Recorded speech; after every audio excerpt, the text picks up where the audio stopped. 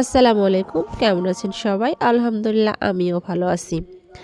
আমি একটা সুরমা কালার মুরগির সেল পোস্ট দিছিলাম, তো কাবির হোসেন ভাইয়ার ওয়াইফ সেটা অর্ডার করেছিল। ওনা গতকাল ফুল টাকা পেমেন্ট করে দিয়েছিল আমাকে। আজকে মুরগিটা আমি পাঠাইছিলাম, আলহামদুলিল্লাহ ওনার সুস্থ সবলভাবে মুরগিটা হাতে পাইছে। তো অনেকেই আছেন আমাদের বিশ্বাস করতে চান না। আপু বিশ্বাস করতে চায় নাই, প্রথমে বলছে আপু আমি এর আগে 3 জায়গা টাকা দিয়ে ধরা খাইছি।